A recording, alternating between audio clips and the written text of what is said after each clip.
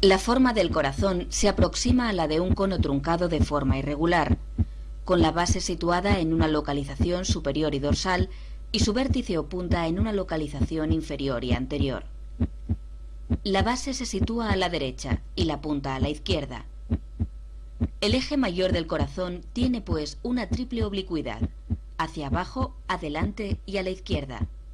En el corazón se distinguen externamente dos caras, la cara anterior o esternocostal y la cara posterior o diafragmática. El denominado borde agudo del corazón separa ambas caras nítidamente por su lado derecho.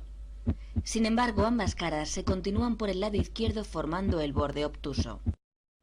En ambas caras se identifica claramente cerca de la base del corazón el surco auriculoventricular o surco coronario. En la cara anterior, el surco auriculoventricular se encuentra interrumpido por la salida de la arteria pulmonar y por detrás de esta la aorta. Estos grandes vasos nos ocultan las aurículas.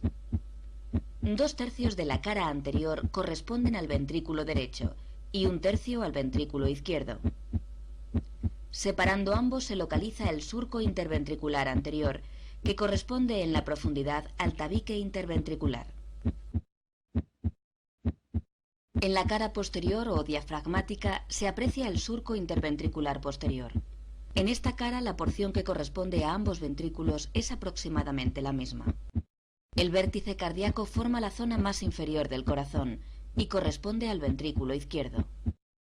La zona más superior del corazón corresponde a la base cardíaca. Se orienta hacia atrás y a la derecha y se corresponde casi exclusivamente con las aurículas. A su derecha presenta la desembocadura de las venas cava superior e inferior. El resto de la base corresponde a la aurícula izquierda. Entre ambas aurículas, el límite suele estar deprimido y se corresponde en el interior con el tabique interauricular. En la aurícula izquierda se aprecian 4 orificios, 2 derechos y 2 izquierdos, que son la desembocadura de las venas pulmonares. Entre ellas, la aurícula izquierda es lisa y tiene íntimas relaciones con el esófago. La cruz del corazón se refiere al área posterobasal, donde el surco coronario confluye con el surco interventricular posterior. Internamente, este punto se corresponde con la unión del tabique interauricular e interventricular.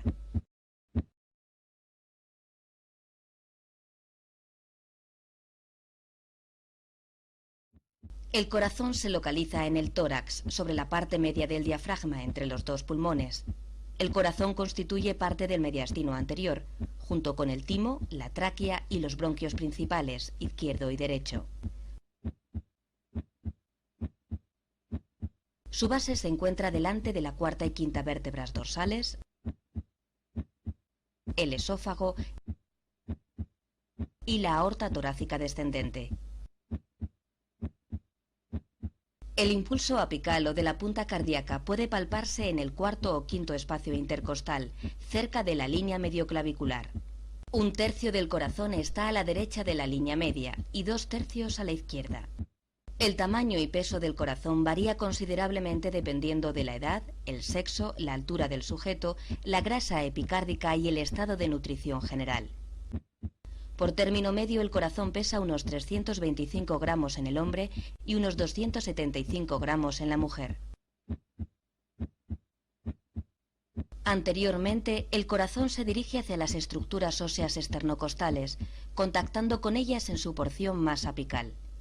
En el resto se interponen parte del pulmón y las pleuras. Lateralmente está en relación con la cara mediastínica del pulmón correspondiente, donde deja su huella, más marcada en la cara medial del pulmón izquierdo.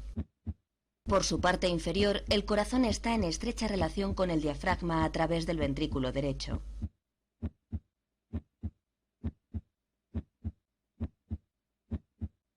Posteriormente, la base cardíaca establece una estrecha e importante relación con el esófago. Este discurre entre la desembocadura de las venas pulmonares derechas e izquierdas. Esta proximidad facilita la exploración cardíaca transesofágica, empleando sondas ultrasónicas específicamente diseñadas para este fin.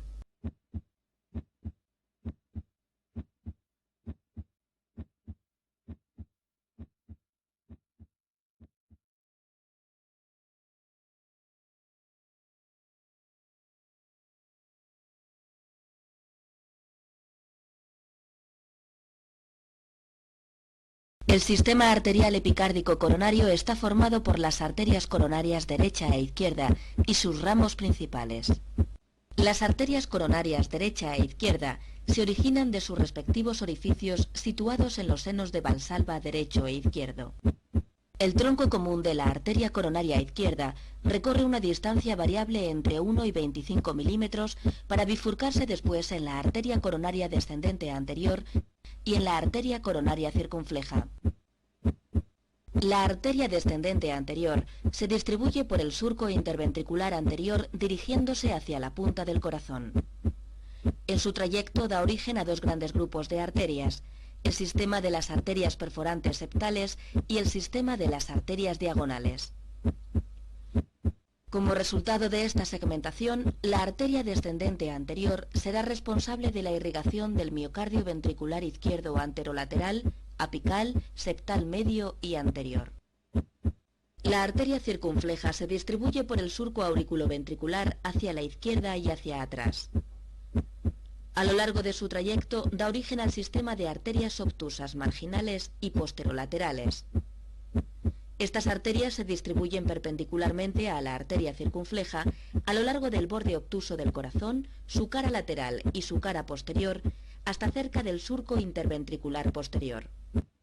La arteria circunfleja será responsable de la irrigación de la cara lateral del ventrículo izquierdo y en mayor o menor importancia de su cara posterior, dependiendo del desarrollo de los ramos posterolaterales derechos y del origen de la arteria descendente posterior.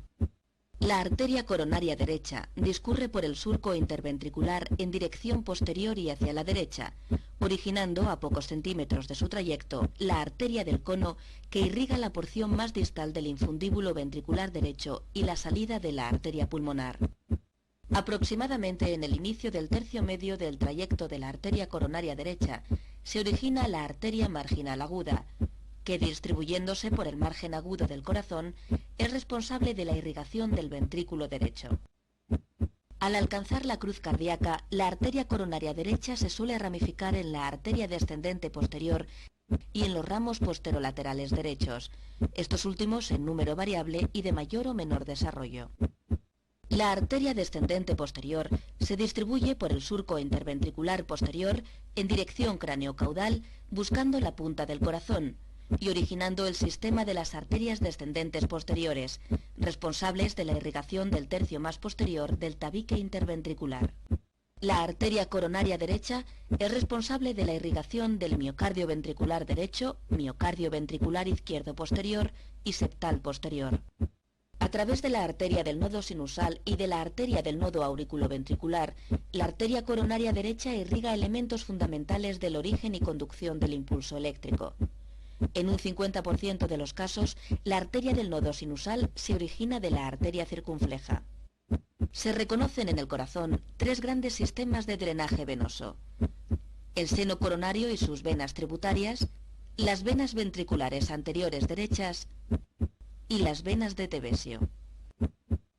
El seno coronario se localiza en el surco auriculointerventricular posterior, cerca de la cruz del corazón. En él fluye la sangre venosa procedente de la gran vena cardíaca, de la vena cardíaca media, de la pequeña vena cardíaca, de las venas posteriores del ventrículo izquierdo y de la vena oblicua auricular izquierda o vena de Marshall. El seno coronario recoge predominantemente la sangre procedente del ventrículo izquierdo, drenándola en la aurícula derecha cerca de la desembocadura de la vena cava inferior. La vena interventricular anterior discurre por el surco interventricular anterior, ascendiendo paralela al trayecto de la arteria